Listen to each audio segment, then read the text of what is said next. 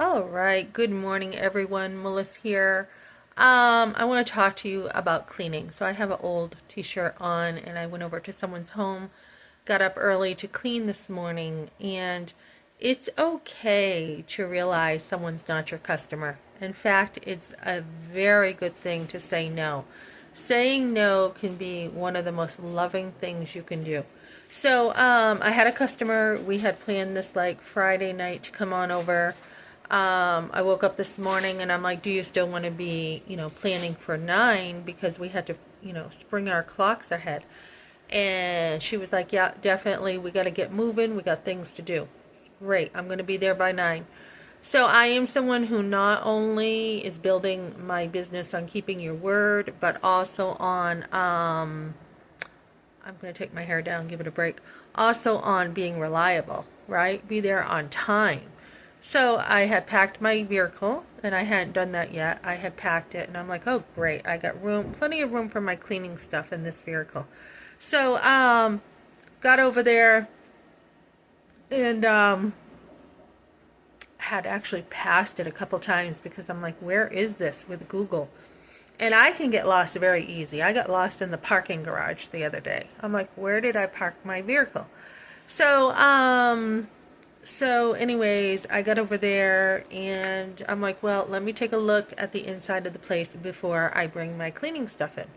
So I went to go in and we were at the front door, and as I walked in, somehow the communication fell through. It fell through.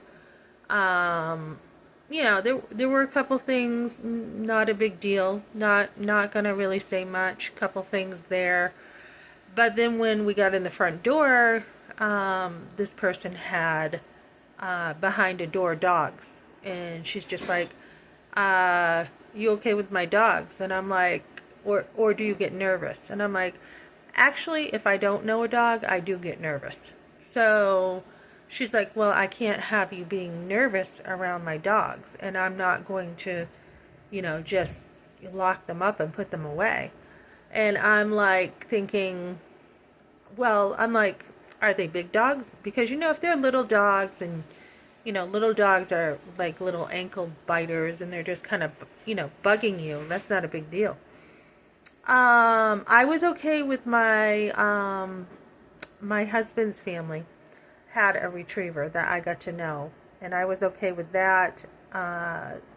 She was really good around the kids. I did get nervous once we had our firstborn because I didn't know how she would be around my little guys, but she was fine. She was a really good dog. Retrievers are usually pretty good dogs. And when I was growing up, I had seen, we had what was he? Blackie. We had a little cute dog, Blackie. It was more my brother's dog, but he was a cute dog. Black Lab. That's what I'm thinking of. But when I was really young, my brother and I, we were at my grandmother's at one of her apartments because she had moved a lot, my grandmother. And so we were sitting on the steps, and I saw a German Shepherd. My brother was patting the dog, and I saw the German Shepherd turn its head really quick and bite my brother in the cheek. And I remember that. I must have been like maybe, I don't know, 3 or 4, maybe 4. And I remember that. I remember the ambulance coming. I remember seeing a bunch of blood, and then just zoned out. Just, I don't remember a lot of detail there. But, yeah. So I get nervous around German Shepherds, to this day. But unless I know a dog, I do get nervous. So I thought, well, I can't really fake that, right? I can't really be like, oh, I'll be okay, and just fake it, because dogs pick it up. Dogs pick up if you're scared of them. So she's like, well, I can't really do this, and I'm thinking, I can't really work with dogs, at my feet. I can't. I had a house before where these little ankle biters, 2 dogs, they kept following me everywhere I was going, and I had to shut the bathroom door. And then, the lady just could not control her dogs. And then I had to shut the bedroom door. And then, I had to be careful when I walked out. And so, it's really hard to focus when you're cleaning a place when dogs are at your ankles. So I'm just like, dogs. My standard is dogs do have to be pretty much put away. Put this lady took her dogs to the kennel for the day. They have to be put away. It's not that I can't pat a dog if I'm comfortable and be like, hey, how you doing, and let the dog sniff me and everything. But to be able to work with dogs, it's just not a good fit. So don't be afraid. I mean, that was like a $200 job today I lost. To be able to say no. Don't be afraid of that. To be like, this is not going to work. We will cancel and it's fine. So I ended up going off to church, which was a better choice. And then I left a little bit early. Somebody wanted to meet me. We had talked about meeting. It was nothing in stone. But they're like, hey, we're actually coming over here and we'll look for you. And I'm like, actually, I left early because I just felt like take the opportunity to have extra time with God today. You have that morning off now. And I do go to church. I'm not religious. I do go to church, but I'm like, my prayer time every day, having time in God's Word, going to church is important to me, but I'm not legalistic about it. If I feel somebody needs some help on a Sunday, I feel like that can be even more important than going to church. But I'm like, hey, you got an opportunity to be, in the Word some extra time, and you've been working hard. I worked, I don't know, 12 hours yesterday.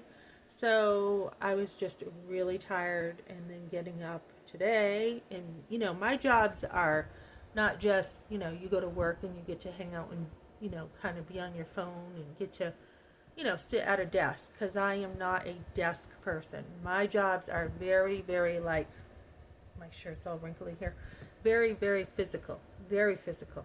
My jobs are on your feet, nonstop, pretty much throughout the whole day and throughout the night.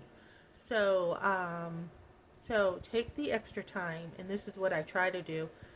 A lot of people have an empty calendar, and that's important. There is a time for that, to have an empty calendar and be like, yeah, I will try to keep my calendar empty, and then when something comes up, I can try to, get things prioritized better.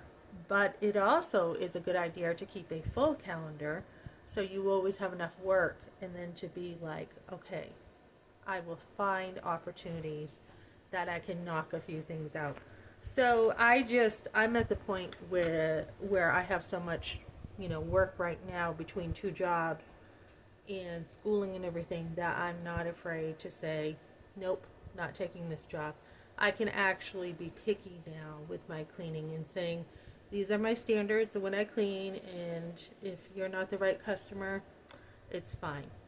Not to say it in those ways, but just to be like very, very, what's the word I want to say? Very, no, that's not the right word. I was going to say precise. That's not the right word. Very demanding in what I want when I have my standards of cleaning, versus like when I started off, I just kind of took what I had to. So, yeah, hold on. Bless me. Oh my goodness. I can also feel myself when I start getting worn out. And so like today, I'm like, you need to rest before you get sick. So, take the extra time to just be like, okay, where can I say, have your full schedule, put the rocks in first is what they say. Where can I actually cancel? So that is another way to keep yourself not too busy, because life is busy, and be like, these are the priorities, and where can I say no? So don't sweat the small stuff, guys. Say no to jobs that just are not going to be working for you, and it doesn't work for them, and it actually can be the best thing you do. Okay, thanks for joining me today, guys.